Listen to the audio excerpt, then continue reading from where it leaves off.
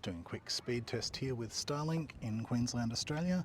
This is obviously the rectangular dish, which is the new one they've currently got on special. And the speed test we're getting at the moment, this is only getting us 20 down, but a moment ago that was getting us 130, so it does depend on exactly what satellites you've got overhead when you are running your speed tests. It will vary quite a bit, anywhere from, as I said, around about 30 all the way up to over 150 I've seen in this area. The upload speed there of 4 is not too bad. I have seen that top out above 15 recently. So that's the rectangular kit. As you can see, quite a compact box as opposed to the older style round dish, which does have some advantages.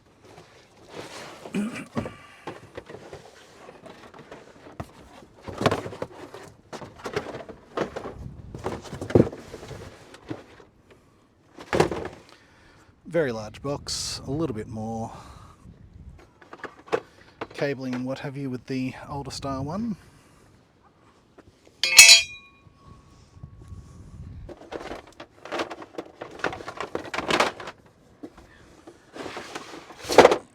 Very similar setup with the old versus the new. Just got to set your dish up like that, and then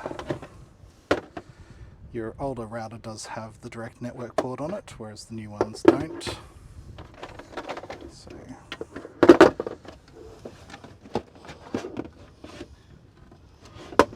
plug in your network lead.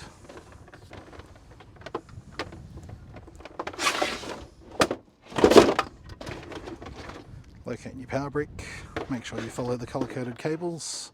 It's white and white, which means the other end of this one actually needs to go here as opposed to that one.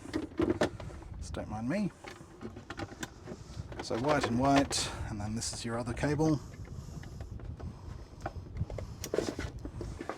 So that's correctly set up now, and then we just need power into this end.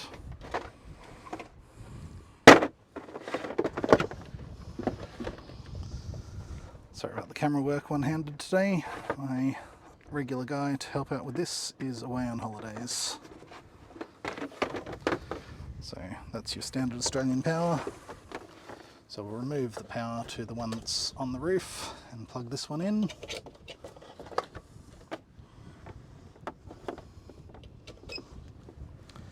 And as long as we see this light up, then we know that we're getting power to our unit. This will just take a second for the light to go on here, as it's done now. And then 1 to 2 minutes later, the dish will activate, and I'll do another video in a second, just comparing the speeds of the rectangular versus the older style round Starlink dish in Australia. TeslaTaxi.com.au to rent a Tesla, or the avking.com.au to rent a Starlink kit. Thank you.